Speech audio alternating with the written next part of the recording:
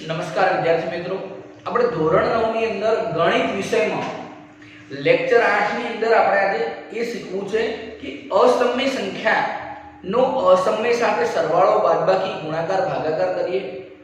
અથવા તો અસમયનો સમય સાથે ગુણાકાર ભાગાકાર સરવાળો બાદબાકી કરવાથી એ સંખ્યા કેવી મળશે, અસમય મળશે કે સમય મળશે। ઓકે, તો એ પ્રક્રિયાઓ દ્વારા આપણે ચેક કરીએ। તો ધારો કે હું વાત કરું છું સમય સંખ્યા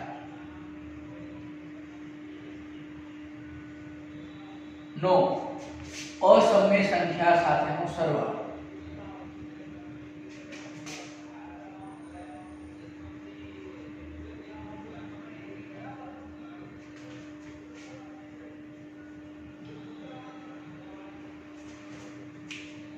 સમયનો અસમય સંખ્યા સાથેનો સરવાળો। વિદ્યાર્થી મિત્રો, સરવાળો બાદબાકી ગુણાકાર કે ભાગાકાર અહીંયા લખી દઈએ। સરવાળો કરીશું, બાદબાકી કે પછી ગુણાકાર કે પછી ભાગાકાર,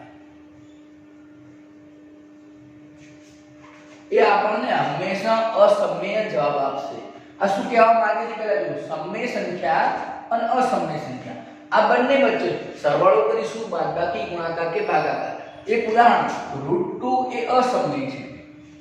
અને 3 એ સમય છે, તો આ બંનેનો સરવાળો કર્યો તો આ સંખ્યાને અસમય સંખ્યા કહેવાય। જ્યારે આ બંનેની બાદબાકી કરીએ 3 - √2 કરું કે √2 - 3 તો પણ એને અસમય સંખ્યા જ કહેવાય।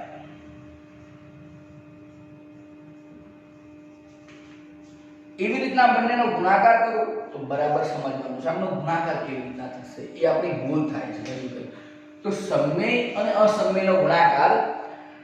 ગુણાકાર શક્ય નથી, માટે સમય સંખ્યાને બહાર મૂકીએ છીએ, અસમય સંખ્યાને એમની સાથે જોડીને। જેમ ધારો કે હું તમને કહું કે 2 × x તો જવાબ શું થાય 2x। એવી રીતના 3 × √2 તો જવાબ થશે 3 √2 અને 3 × 6 કરવાના નથી તો આ જવાબ થઈ ગયો અસમય। અને બંનેનો ભાગાકાર કરીએ એટલે કે √2 / 3 કરું કે 3 / √2 કરું તો આ જવાબ પણ શું કહેવાય અસમય। તો આપણો પહેલો ટોપિક છે સમય સંખ્યાનો અસમય સંખ્યા સાથે સરવાળો કરીએ, બાદબાકી કે ગુણાકાર કે ભાગાકાર કોઈ પણ પ્રક્રિયા કરીશું તો જવાબ હંમેશા અસમય આવશે।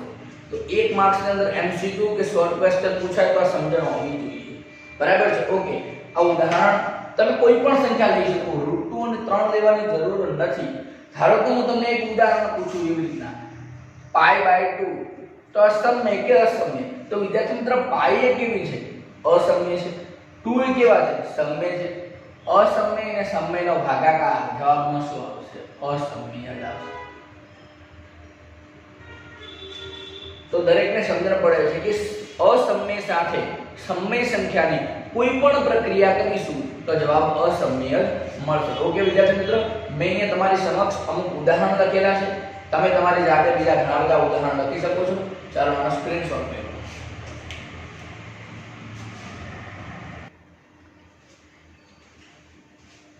હવે વિદ્યાર્થી મિત્ર, આપણે સમજવું છે કે અસમય સાથેની પ્રક્રિયાઓ એટલે કે ગુણાકાર, ભાગાકાર, સરવાળો, બાદબાકી એની વાત કરીએ તો લખીએ અસમય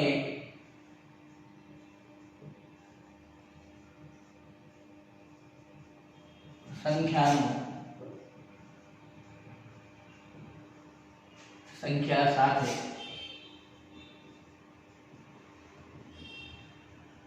નો સરવાળો। આમ તો ટોટલ 4 પ્રક્રિયા છે પણ એમાં પહેલો પોઈન્ટ છે સરવાળો શીખવો છે। વિદ્યાર્થી મિત્ર, અસમય સંખ્યાનો અસમય સંખ્યા સાથે, તો ઉદાહરણ તરીકે √3 + √2 અસમય સંખ્યા છે અથવા તો વર્ગમૂળ વાળી જે સંખ્યાઓ છે એમની વર્તણૂક જેમ કે x અને y હોય એવી રીતની હોય છે। એટલે કે હું તમને લખું કે x અને y, તો બંને પદને વિજાતીય પદ કહેવાય। તો તો એવી જ રીતના √3 અને √2 એ બંને વિજાતીય પદ છે અને વિજાતીય પદનો સરવાળો કે બાદબાકી શક્ય નથી, એટલે કે આનો સરવાળો થઈ અને √2 5 આવું લખવું ખોટું છે। તો બરાબર યાદ રાખજો કે ભૂલ ના થાય, √3 + √2 એટલે √5 આવું શક્ય નથી, કારણ કે બંને પદો x અને y ની જેમ વર્તણૂક કરશે, એક ચલ હોય એમ, એટલે આ બંને પદ એકબીજાને વિજાતીય પદ છે એટલે એમનો સરવાળો શક્ય નથી, એટલે ભૂલ ના કરવી। હવે અસમયનો અસમય સાથેનો સરવાળો અસમય જ કહેવાય। હું અહીંયા લખું છું √3 + √3। તો વિદ્યાર્થી મિત્રો અહીંયા જુઓ, જેમ મેં કીધું કે આને x કહીએ તો આને પણ x જ કહેવાય। આપણને આવડે છે કે x + x 2x થાય, તો એવી જ રીતના આનો જવાબ √3 + √3 2√3 થશે અને અસમયનો અસમય સાથેનો સરવાળો અસમય સંખ્યા જ આપે છે। ઓકે, તો પહેલો જે અહીંયા આપણે પોઈન્ટ સમજ્યા, અસમયની અસમય સાથેનો સરવાળો, જવાબ શું આપશે? અસમય જ આપશે। ઓકે, તો કોઈ પણ જગ્યાએ પહેલા તો મારે સરવાળો તમને શીખવાડવો છે, અસમય ને સરવાળો બાદબાકી, તો ભૂલથી આ જે મેં 5 કીધા એ ના કરી દેતા, બાદબાકીની વાત કરું હું તો √1 આવું થતું નથી, આ ખોટું છે, આ વસ્તુ ખોટી છે। ઓકે,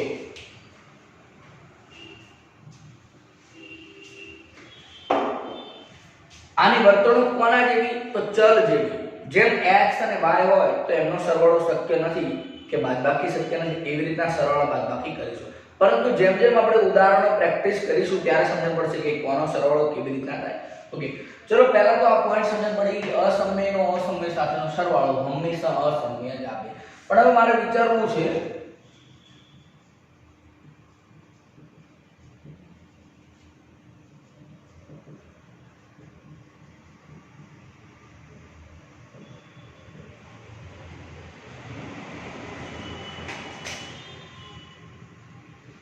બાકીની 3 પ્રક્રિયાઓ માટે, બાદબાકી, ગુણાકાર અને ભાગાકાર। જોજો બરાબર, બાદબાકી,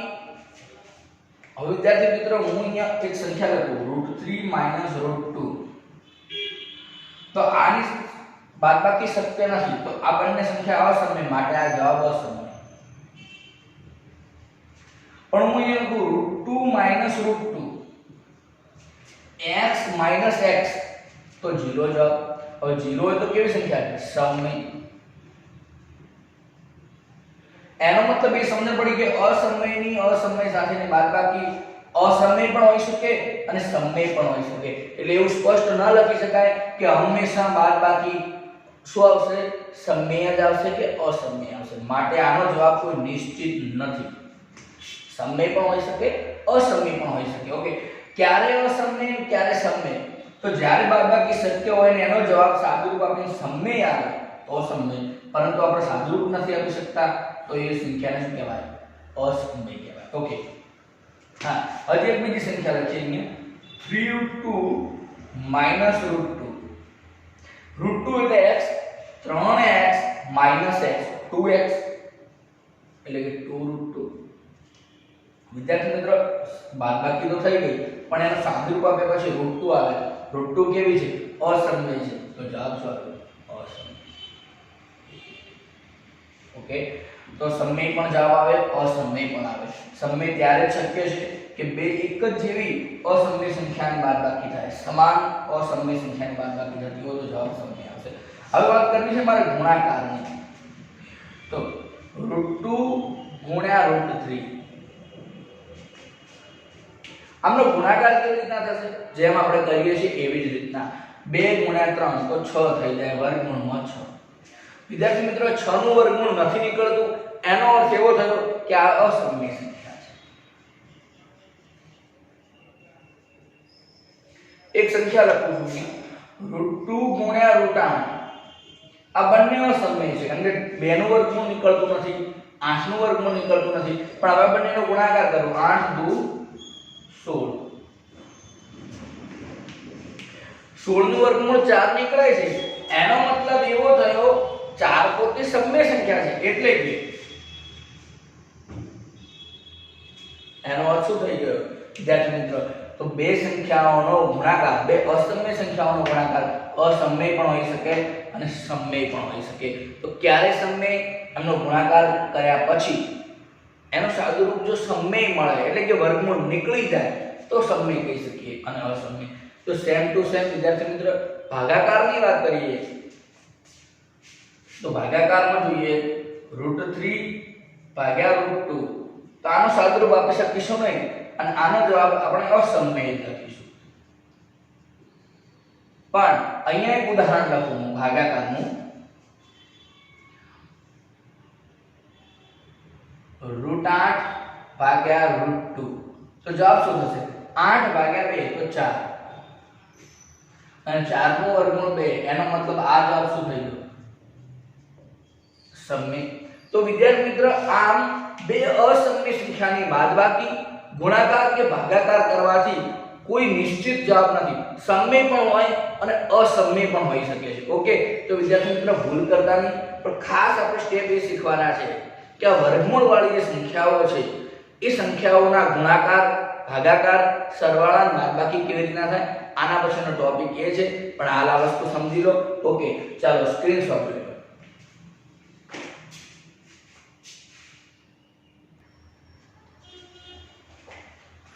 चलो जो विद्यार्थी मित्र અહીંયા છે ઉદાહરણ 12 7 વર્ગમૂળમાં 5 7 ભાગ્યા વર્ગમૂળમાં 5 √2 + 21 પાઈ - 2 એ અસમય સંખ્યાઓ છે કે નહીં ચકાસવું છે તો મેં એક પહેલો પોઈન્ટ કીધો તો સમય અને અસમય સાથે કોઈ પણ પ્રક્રિયા કરીશું ગાણિતિક પ્રક્રિયાની વાત છે તો જવાબ હંમેશા અસમય જ રહેશે ચલો આની વાત કરું તો આ શું છે 7 અને વર્ગમૂળમાં 5 વચ્ચેનો ગુણાકાર છે 7 કેવી છે સમય વર્ગમૂળમાં 5 કેવી છે અસમય સમય અને અસમયનો ગુણાકાર અસમય જ આપે માટે આ સંખ્યા કેવી છે તો અસમય સંખ્યા છે બીજી સંખ્યાની વાત કરીએ સમય ભાગ્યા અસમય જવાબ અસમય સંખ્યા √2 + 21 ની વાત કરીએ અસમય અને સમય બંનેનો સરવાળો અસમય પાઈ - 2 ની વાત કરીએ પાઈ પોતે અસમય છે બે સમય અસમય સમયની બાદબાકી અસમય તો આમ વિદ્યાર્થી મિત્રો ખૂબ જ સરળ હતો ટોપિક પરંતુ હવે યાદ રાખી લેજો કે અસમય સમય વચ્ચે કોઈ પણ પ્રક્રિયા ગાણિતિક પ્રક્રિયા તો અસમય જવાબ આપશો ઓકે ચાલો આનો સ્ક્રીનશોટ લઈ લો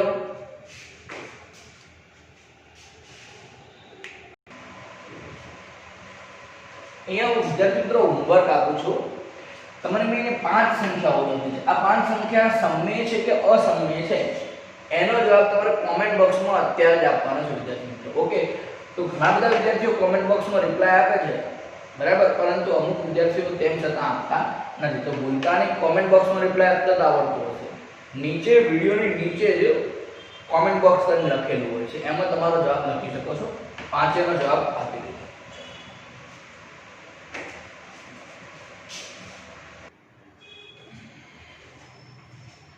દો વિદ્યાર્થી મિત્રો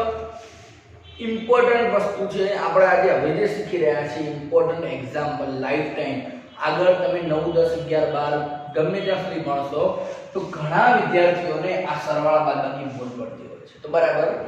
જોઈએ મેં ડિફરન્ટ ટાઈપના જેટલા શક્ય બને એટલા સરવાળો બાદબાકી ગુણાકાર ભાગાકાર લખેલું છે √3 + √2 તો વિદ્યાર્થી મિત્રો આ બંને વિલાતીય પદ થયા √3 અને √2 તો આમનો સરવાળો શક્ય નથી તો આમનો જવાબ આનો આ જ થાય એટલે કે √3 + √2 જ રહે ઓકે આગળ છે √3 + √3 વિદ્યાર્થી મિત્રો આ સજાતીય પદ કહેવાય આ √3 આ √3 તો આમનો સરવાળો શક્ય છે આની આગળ જુઓ અહીંયા કશું ના હોય તો 1 કહેવાય આની આગળ કશું ના હોય તો 1 તો 1 √3 + 1 √3 તો 2 √3 તો આનો જવાબ થઈ શકે 2 √3 √3 - √3 આ પણ સજાતીય પદ છે તો આનો સરવાળો બાદબાકી શક્ય છે 1√3 - 1√3 તો 0 લખાય √3 - √2 √3 અને √2 એ વિજાતીય પદ થઈ ગયા તો વિજાતીય પદની સરવાળો બાદબાકી શક્ય નથી માટે આનો જવાબ આનો આ જ રહેશે એટલે કે સાદુરૂપ આપી શકાશે નહીં √3 * √2 વિદ્યાર્થી મિત્રો ગુણાકાર માટે સજાતીય વિજાતીય પદની કોઈ આવશ્યકતા નથી શક્ય હોય તેમ કરી શકાય એટલે કે આનો ગુણાકાર આની અંદર કરી શકાય 3 * 2 તો 6 પણ વર્ગમૂળમાં 6 √3 * √3 તો 3 તરી 9 એટલે કે વર્ગમૂળમાં 9 પરંતુ વિદ્યાર્થી આગળ ખબર હોવી જોઈએ કે 9 નું વર્ગમૂળ 3 નીકળે માટે જવાબ આગળ 3 લખી શકાય તો અન્ડરસ્ટેન્ડિંગ તમારામાં હોવી જોઈએ કે √3 ને √3 નો ગુણાકાર ડાયરેક્ટ 3 લખી શકાય એટલે કે √3 નો વર્ગ 3 કહેવાય 2 * વર્ગમૂળમાં 3 હવે આ પાંચમો પ્રશ્ન જુઓ અને સાતમો પ્રશ્ન એ બંનેમાં કઈ ફરક છે અહીં ફરક છે બંને સંખ્યા વર્ગમૂળમાં હતી ત્યારે અહીંયા એક સંખ્યા વર્ગમૂળમાં છે અને એક સંખ્યા વર્ગમૂળમાં નથી તો આનો ગુણાકાર આ રીતના લખીએ છીએ 2 વર્ગમૂળમાં 3 ખાલી બંને સંખ્યાને જોડે લખી દઈએ છીએ સમજણ હોવી જોઈએ બરાબર 2 √3 * √2 તો ગુણાકાર કેવી રીતના કરીએ વર્ગમૂળ વાળી સંખ્યાનો વર્ગમૂળ સાથે ગુણાકાર 3 * 6 અને આની જોડે છે કે એમ લખી દઈએ તો 2 વર્ગમૂળમાં 6 ચલો આની વાત કરીએ તો 3 નો 2 સાથે ગુણાકાર થશે 3 * 6 થશે વર્ગમૂળ વાળીનો વર્ગમૂળ સાથે ગુણાકાર થશે તો વર્ગ 2 તરી 6 વર્ગમૂળમાં 6 તો વિદ્યાર્થી મિત્રો ભૂલ ના થાય આ વસ્તુ કેવી છે કે જેટલી પ્રેક્ટિસ વધશે ત્યારે તમને આવડી જશે માટે મેં તમારી પાસે એક્ઝામ્પલ લખ્યા છે કોઈ પદ્ધતિ સમજાવતો નથી એક્ઝામ્પલ થી તમારે સમજવાનું છે અહીંયા લખીએ 5 √2 + 3 √2 તો વિદ્યાર્થી મિત્રો આ શું છે √2 અને આ પણ √2 તો √2 અને √2 એટલે સજાતીય પદ થયા તો એમનો સરવાળો શક્ય છે તો આગળ જો 5 અહીંયા 3 તો 5 અને 3 8 √2 અહીંયા ગુણાકાર તો ગુણાકાર કેવી રીતના કરીએ 3 * 3 એટલે 9 આ બંનેનો ગુણાકાર વર્ગમૂળમાં 4 હવે વિદ્યાર્થી મિત્રો 4 નું વર્ગમૂળ આવડતું હોવું જોઈએ તો 2 થશે તો 9 * 2 એટલે કે 18 જવાબ આ ખૂબ ઇમ્પોર્ટન્ટ છે બરાબર ધ્યાન રાખજો આ બધું આવડતું હોવું જોઈએ ગુણાકાર કેવી રીતના તો દરેક વિદ્યાર્થી મિત્રોએ શાંતિથી જોયું હશે કે કઈ સંખ્યાનો સરવાળો કે બાદબાકી શક્ય છે અને કઈ સંખ્યાનો શક્ય નથી શક્ય છે તો કેવી રીતના થાય છે ગુણાકાર અને ભાગાકાર પણ આવી જ રીતના થઈ શકે છે ઓકે ચલો એક ભાગાકારનું ઉદાહરણ લખીએ હું આવું લખું વર્ગમૂળમાં 6 / વર્ગમૂળમાં 3 તો વર્ગમૂળ વાળી સંખ્યાનો ભાગાકાર થઈ શકે તો 6 3 * 6 એટલે વર્ગમૂળમાં 2 જવાબ લખી શકાય ઓકે વિદ્યાર્થી મિત્રો તો મેં તમારી સમક્ષ ઉદાહરણ દ્વારા સમજાવવાનો પ્રયત્ન કર્યો તમારા માટે મેં અહીંયા બીજા હોમવર્ક લખેલા છે કારણ કે પ્રેક્ટિસ વગર તો આવડવાનું જ નથી અહીંયા આ હોમવર્ક છે આ 9 એક્ઝામ્પલ છે જેનો જવાબ તમે કોમેન્ટ બોક્સમાં આપી શકો છો પરંતુ ચોપડામાં લખવાનું છે ભૂલતા નહીં પહેલું છે √5 + √5 બીજી સંખ્યા છે √3 + √5 ત્રીજી સંખ્યા છે √5 - √2 ચોથો છે √5 - √5 પાંચમું √5 * √5 અને છઠ્ઠું 3 √5 * 5 √3 સાતમાનું 3 √2 * 8 √2 આઠમાનું 0 * √2 અને નવમાનું 7 * √3 વિદ્યાર્થી મિત્ર 9 ના જવાબ તમારે આપવાના છે કોમેન્ટ બોક્સમાં અને ન આવડે તો વિદ્યાર્થી મિત્રો ભૂલતા નહીં WhatsApp કરી શકો છો મને કોમેન્ટની અંદર પણ કહી શકો કે સર આ એક્ઝામ્પલ નથી પાવતો તો હું એને આગળ તમને સમજાવી દઈશ ઓકે ચાલો વિદ્યાર્થી મિત્રો સ્ક્રીનશોટ લઈ લો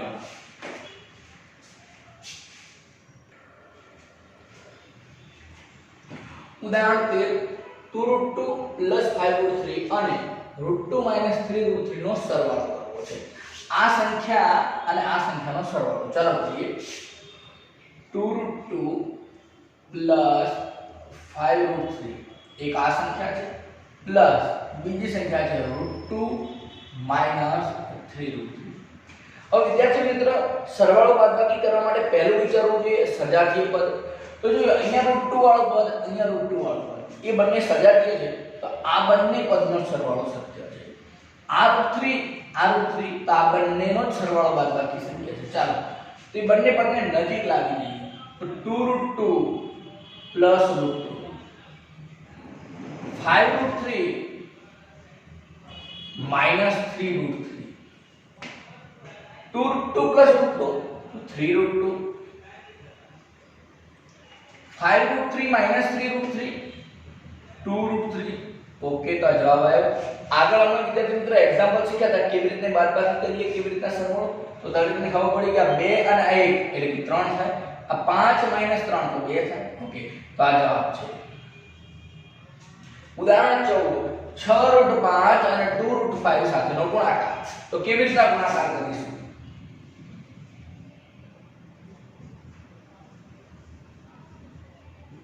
6 અને 2 નો ગુણાકાર કરવાનો 6 દુ 12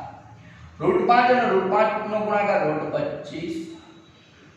પરંતુ આપણને ખબર છે કે 25 નું વર્ગમૂળ 5 છે તો 12 × 5 = 60 જવાબ ઓકે ખૂબ સરળ છે પણ ઇમ્પોર્ટન્ટ છે ઉદાહરણ 15 8 √15 નો 2√37 વડે ભાગાકાર કરવો છે તો 8 ભાગ્યા 2 4 થશે 15 ભાગ્યા 3 5 થશે પણ વર્ગમૂળમાં 5 આવશે ઓકે ખૂબ જ સરળ ટોપિક છે વિદ્યાર્થી મિત્રો તો આપણે આ ત્રણ એક્ઝામ્પલ ગણી લીધા છે હવે વિદ્યાર્થી મિત્ર આજના વિડિયો લેક્ચરની અંદર આટલું જ આજના વિડિયોમાં આપણે શું શીખ્યા કે અસમયનું સમય સાથે સરવાળો બાદબાકી ગુણાકાર કે ભાગાકાર કરીએ તો જવાબ અસમય જ મળે પરંતુ અસમયનો અસમય સાથે પ્રક્રિયા કરીએ તો સરવાળો હંમેશા આપણને અસમય મળશે પણ બાકી ત્રણ પ્રક્રિયા માટે અસમય મળે કે સમય મળે એ નક્કી થતું નથી અને કેવી રીતના સરવાળો થાય કેવી રીતના ગુણાકાર ભાગાકાર કે બાદબાકી થાય એ આપણે શીખ્યા છીએ ચાલો વિદ્યાર્થી મિત્રો આજના વિડિયો લેક્ચરમાં આટલું જ છે તમે વિડિયો જોયો બદલ તમારો ખૂબ જ આભાર સ્ક્રીનશોટ લઈ લેજો સાથે